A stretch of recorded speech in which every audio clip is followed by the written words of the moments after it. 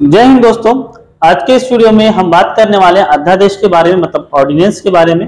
और अभी हाल ही में छत्तीसगढ़ में भी ये मांग काफी उठ रही है कि जो आरक्षण का मुद्दा है उसको अध्यादेश ला करके सॉल्व कर दिया जाए। तो अध्यादेश क्या होता है, कैसे जारी किया जाता है, कब तक ये काम पे रहता है, मतलब कब तक इसकी समयावधि रहती है, किस अनुच्छेद के तहत जारी किया जाता है, और इसके संबंध में जो सारी चीजें हैं जो आपको एग्जाम में पूछी जाएंगी, सभी चीजों को इसमें हम डिस्कस करने वाले हैं। चलिए हम लोग बात करते हैं अध्यादेश की, ऑर्डिनेंस की। ठीक है, तो अध्यादेश ऑर्डिनेंस ये केंद्र स्तर पर भी जारी होता है और राज्य स्तर पर भी जारी होता है। एक स्तर को समझ लेते हैं केंद्र वाले को, और राज्य वाला आप लोग अपने आप ही समझ जाएंगे।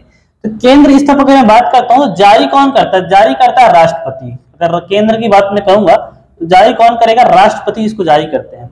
राज्य सरकार में जो सर्वोच्च होते हैं वो होते हैं राज्यपाल। तो अगर राज्य में जो जारी होगा वो राज्यपाल के द्वारा जारी किया जाएगा।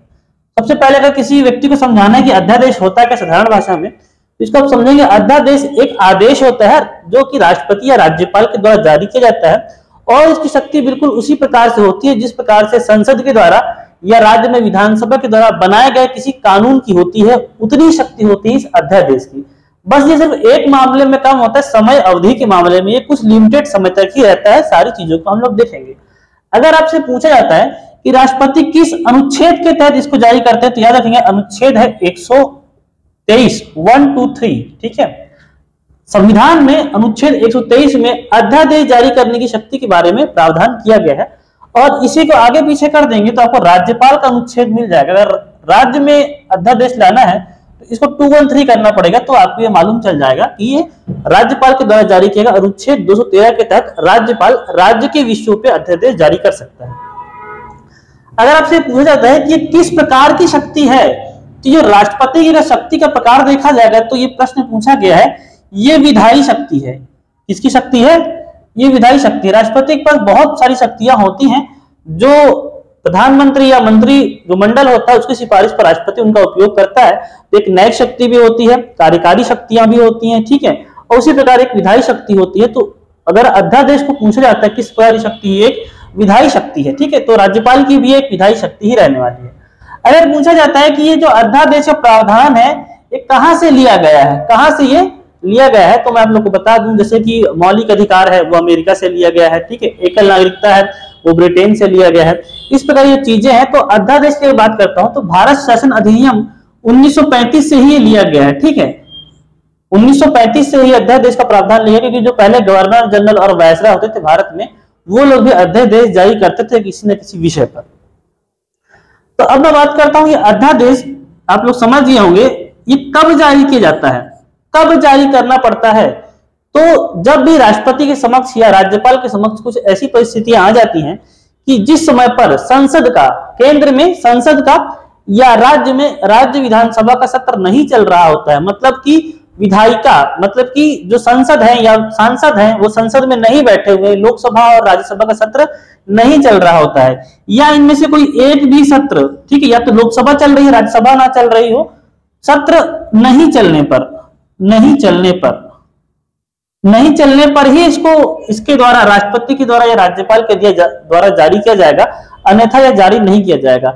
ठीक है, अब आपको पता होता है कि जो संसद के जो सत्र होते हैं उनके मध्य, ठीक है, लोकसभा और राज्यसभा के जैसे कि भी ठंडी का महीना आएगा तो शीतकालीन सत्र स्टार्ट होगा, फिर बजट सत्र आएगा, फिर मानसून सत्र आएगा, तो इनके मध्य 6 महीने से अधिक का गैप नहीं होना चाहिए। ठीक है, तो अगर आपसे प्रश्न पूछा जाता है कि ये जो अध्यादेश जारी करने की शक्ति है राष्ट्रपति की, क्या ये संसद की समानांतर शक्ति है? ये जनरली यूपीएससी के मेंस में या सीजीपीएससी के मेंस में इस प्रकार के प्रश्न पूछे जाते हैं।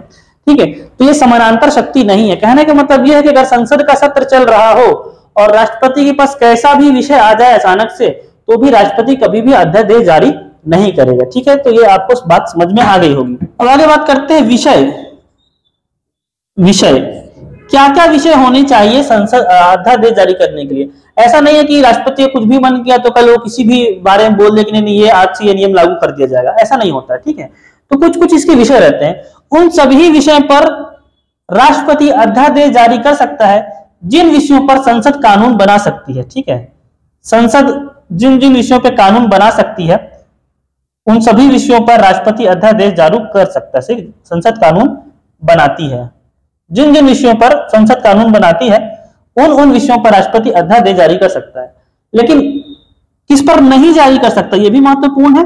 इस पर जारी नहीं कर सकता है। तो अध्यादेश के लिए आप लोग ये बात याद रखिएगा, आपके जो मौलिक अधिकार हो गए, क्या हो गए, मौलिक अधिकार,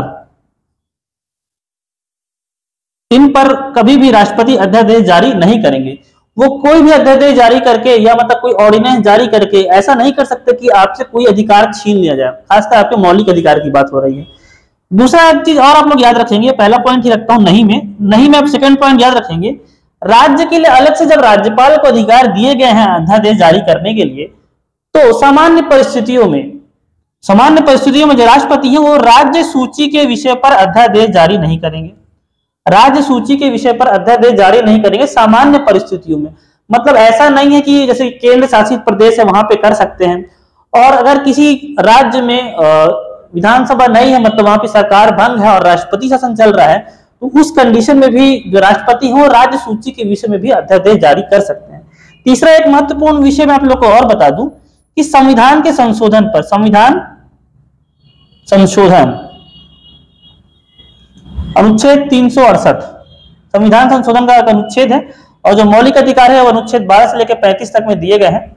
ठीक है, राज्य सूची और जो सूची का विषय है वो सातवीं जो अनुसूची है उसमें संघ सूची, समवर्ती सूची और राज्य सूची के विषय दिए गए हैं। तो अनुच्छेद 368 के अंतर्गत एक संविधान संशोधन का विषय आता है, तो संविधान संशोधन के विषय में भी राष्ट्रपति वो अध्यादेश जारी नहीं कर सकते हैं। ठीक है, राष्ट्रपति अध्यादेश जारी नहीं कर सकते हैं। तो ये तीन विषयों को मुख्य रूप से आप लोग याद रखेंगे। आपसे पूछा जाएगा कि किन विषयों पर अध्यादेश जारी नहीं कर सकते हैं, तो इन तीनों विषयों पर राष्ट्रपति कभी भी अध्यादेश जारी नहीं करेगा। ये वाला विषय याद रखेंगे सामान्य परिस्थिति में। ठीक है, ये सारी चीज यहाँ पे लागू होंगी, तो मैं इस ब्रैकेट को छोटा कर लेता हूं और इसका ही केंद्र का ही पॉइंट आगे हम लोग यहाँ पे कंटिन्यू कर लेते हैं, हमारे पास थोड़ा सा स्पेस कम है। ठीक है, तो जैसे कि मैंने बताया इसका जो पूरा काम है वो बिल्कुल वैसा ही रहता है जैसे कि संसद या विधानसभा जो कानून बना सकती है उसी प्रकार से रहता है। इसमें क्या चीज कम रहती है, इसका समय अंतराल याद रखेंगे समय। अब कोई अध्यादेश जारी हो गया तो क्या वो हमेशा के लिए हो जाएगा जब तक उसकी सरकार रहेगी, जिस पार्टी की सरकार रहेगी? तो ऐसा नहीं होता है। ठीक है, अभी कुछ समय पहले 3 तलाक के ऊपर भी पहले मोदी सरकार ने अध्यादेश लाया था, बाद में उसके लिए कानून बनाया गया। ठीक है, तो समय की अगर बात करता हूं तो अधिकतम की अगर मैं बात करूं तो 6 मंथ। कितने मंथ? 6 मंथ। क्यों अधिकतम 6 मंथ है? क्योंकि जैसे कि मैंने आपको बताया संसद का सत्र नहीं चल रहे होते हैं तभी ये जारी किया जाता है, और किसी भी सत्र में 6 महीने से अधिक गैप नहीं होता। अधिकतम 6 मंथ, मतलब 6 महीने के पहले भी ये खत्म हो सकता है। ठीक है, तो जैसे मान लीजिए अभी संसद का सत्र नहीं चल रहा है, लोकसभा और राज्यसभा नहीं बैठी हुई है, और राष्ट्रपति को ऐसा लगता है कि ये मुद्दा गंभीर है, इसमें तुरंत कानून बनाने की जरूरत है, तो राष्ट्रपति तुरंत ही उसमें अध्यादेश ले आएगा। किसकी सिफारिश पर लाएगा? कॉमन सी बात है, प्रधानमंत्री या मंत्रिमंडल के कहने पर ही लाया जाता है। ठीक है, तो अधिकतम 6 मंथ रह सकता है। और फिर जब संसद का सत्र बैठेगा, जब लोकसभा और राज्यसभा बैठेंगी, तो उस संसद के सत्र में उस अध्यादेश को लाना पड़ता है, मतलब कि सदन पर पटल पर रखा जाता है, उस पर डिस्कशन होता है, विचार विमर्श होता है, और अगर उसको लोकसभा और राज्यसभा या संसद से पारित हो जाता है तो वो कानून बन जाता है। ठीक है, कानून बन जाता है। लेकिन अगर तो एक पारित करने के लिए, सत्र में पारित करने के लिए 6 सप्ताह का समय मिलता है। किसको समय मिलता है? लोकसभा और राज्यसभा को 6 सप्ताह का समय मिलता है। तो अगर इसको भी जोड़ देंगे तो अधिकतम 7.5 महीना, अगर कोई अध्यादेश है वो अधिकतम 7.5 महीना तक लागू रह सकता है, अगर उसको संसद से अनुमोदन नहीं प्राप्त होता तब की कंडीशन है। ठीक है, तब की कंडीशन है। अगर 6 सप्ताह के पहले स्टार्टिंग में ही संसद बैठी और तुरंत ही उसको खत्म कर दिए तो ये 6 सप्ताह जरूरी नहीं है, उससे पहले खत्म हो जाएगा।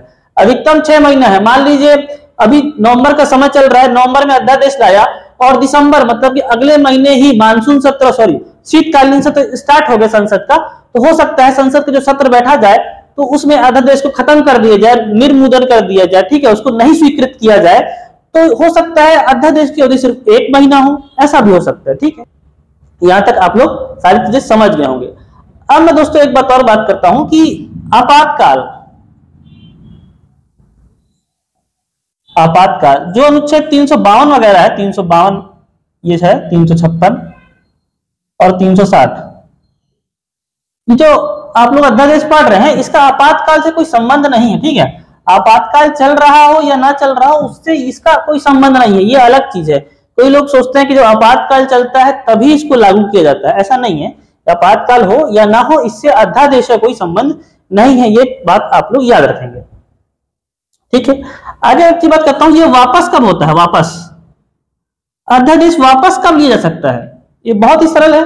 तो हो सकता है कि जब संसद का सत्र बैठे या राज्य सरकार की कंडीशन में विधानसभा का सत्र बैठे और उसको मना कर दे कि ना ये कानून जो आपने पारित किया है, ये अपनी मनमानी किया है, जो पार्टी सरकार में रहती है वो अध्यादेश लेकर के आती है, मनमानी किया है, तो उसको खत्म कर सकते हैं। दूसरा ये हो सकता है कि राष्ट्रपति या राज्यपाल जो भी कभी भी वापस ले सकते हैं, वापस, इसमें संसद से पूछने की जरूरत नहीं है। क्या कर सकते हैं, कभी वापस ले सकते हैं, उनका मर्जी हुआ तो ले आए अध्यादेश, 2-4 महीने रहा, फिर ऐसा लगा कि संसद में पारित नहीं होगा, हमारी बेइज्जती हो जाएगी, तो भैया उसको वापस ले लेते हैं, कोई दिक्कत नहीं, तो उसको वापस भी ले सकते हैं। ठीक है, ऐसा कोई इसमें वही दिक्कत नहीं होती। लेकिन एक बात याद रखेंगे, मान लीजिए अध्यादेश लाया गया, 2-3 महीने रहा, उसको बाद में वापस ले लिया गया, तो अध्यादेश जब लाया जाता है और उस अध्यादेश या कानून के द्वारा जो भी कार्य कर लिए जाते हैं उनको अमान्य घोषित नहीं किया जाता, वो कार्य हो चुके हैं तो उसको अमान्य घोषित नहीं किया जाता है। और एक बात याद रखेंगे, ये कानून की तरफ पिछले आदेश से भी लागू हो सकते हैं। ठीक है, पिछले टाइम से भी लागू होते हैं, जैसे कि नवंबर चल रहा है, अक्टूबर से लागू करना है, तो अध्यादेश लाएगा और बोला जाएगा कि अक्टूबर से इस प्रकार से आगे चीजें लागू होंगी। तो अध्यादेश के बारे में आप लोग सारी चीजें समझ गए होंगे। एक बार देख लीजिए क्या होता है। केंद्र सरकार लाती है और राज्य सरकार भी ला सकती है। केंद्र में राष्ट्रपति जारी करेंगे, ठीक है, प्रधानमंत्री या मंत्रिमंडल की सिफारिश पे, राज्य में राज्यपाल जारी करेंगे मुख्यमंत्री की सिफारिश पर। ठीक है, अनुच्छेद 123, इसके लिए अनुच्छेद 213, सामने वाले अंकों को सिर्फ पलट देना है आप लोग को। विधायी शक्ति है, राज्यपाल की भी एक विधायी शक्ति ही है। ठीक है, यह भारत शासन अधिनियम 1935 के तहत ही ले लिया गया है, पुराना ही है। ठीक है, वैसे ही राज्य सरकार के लिए भी वैसे ही चलेगा। कब जारी करेंगे, लोकसभा भी ना बैठी हो, ठीक है, राज्यसभा भी ना बैठी हो, या तो लोकसभा बैठी हो या राज्यसभा ना बैठी हो, कोई भी अगर एक सदन भी चल रहा है तो जारी कर सकते हैं। दोनों अगर चल रहे हैं, सत्र चल रहा है, तो जारी नहीं करेंगे हम लोग। विषय क्या है, संसद जिन जिन विषयों पे कानून बना सकती है उस सभी विषयों पे राष्ट्रपति अध्यादेश भी जारी कर सकते हैं। मतलब कि संघ सूची में भी जारी कर सकते हैं और समवर्ती सूची में भी जारी कर सकते हैं। ठीक है, समवर्ती सूची में भी, दोनों सूची में जारी कर सकते हैं। किन विषय पर जारी नहीं कर सकते हैं, अगर नहीं पूछा जाएगा तो मौलिक अधिकार पर जारी नहीं करते हैं, राज्य सूची कोई विषय सामान्य परिस्थिति में जारी नहीं करेंगे, और संविधान का संशोधन करना है तो वो लोकसभा और राज्यसभा में लाने के बाद ही किया जाएगा, ऐसे नहीं किया जाएगा। अधिकतम 6 महीना इसकी अवधि होती है, और सत्र अगर बैठ जाता है तो लोकसभा और राज्यसभा को 6 सप्ताह का समय मिलता है, 7.5 महीने टोटल हो जाएगा। अगर इसको जोड़ लेंगे तो 7.5 मंथ हो जाएगा। और ठीक है, जो 6 सप्ताह की जो काउंटिंग होती है ना, वो बाद वाले से, मान लो पहले लोकसभा बैठ गई, उसके बाद में राज्यसभा बैठी, तो राज्यसभा जब बैठी तब से आप लोग 6 सप्ताह काउंट करेंगे। ठीक है, आपातकाल से इसका कोई संबंध नहीं है, आपातकाल भी जारी होगा, आपातकाल नहीं है तो भी ये जारी होगा। और इसको वापस लेने की बात कहूं तो राष्ट्रपति इसको कभी भी वापस ले सकते हैं। इसमें और भी बहुत कुछ विवाद आए थे कि इसकी बार बार, जैसे कि एक बिहार का मुद्दा आया था कि बिहार में राज्यपाल इसकी भाषा बदले बिना जैसी ही विधानसभा होती थी फिर अध्यादेश लाते थे, फिर विधानसभा खत्म होती थी फिर अध्यादेश लाते थे। तो एक ही नियम को बार बार लगभग 14 सालों तक उसको चलाया गया बिना विधानसभा में पारित करवाया। तो बाद में सुप्रीम कोर्ट ने कहा कि अध्यादेश की भाषा बदलकर ही आप उसको पेश कर सकते हैं, बार बार आप पेश नहीं कर सकते हैं। और राष्ट्रपति जो अध्यादेश ला रहे हैं इसको न्यायालय में न्यायोचित है, मतलब न्यायालय जा सकते हैं इसके खिलाफ। अगर आपको ऐसा लगता है कि दुर्भाव से लेकर के आ रहे हैं, किसी गलत उद्देश्य से लेकर के आ रहे हैं, तो न्यायालय में, सुप्रीम कोर्ट में इस अध्यादेश को भी चुनौती दी जा सकती है। ठीक है, तो होप सो आप लोग सारी चीजें समझ गए होंगे दोस्तों। और आज आपको बता दूं कि आज 7 नवंबर का तारीख है और सुप्रीम कोर्ट में एक और सुनवाई चल रही थी आरक्षण को लेकर के, जिसमें सुप्रीम कोर्ट ने कहा है कि ईडब्ल्यूएस जो आर्थिक रूप से कमजोर वर्ग है उनके लिए जो 10% आरक्षण लाया गया था मोदी सरकार के द्वारा, उसको वैध माना है और ये आगे लागू रहेगा। ठीक है, ये वैध है और ये आरक्षण सभी को आगे भी मिलता रहेगा। तो होप सो आप लोग सारी बात समझ गए होंगे। मिलता हूं मैं आपसे अगले वीडियो में, तब तक धन्यवाद, जय हिंद।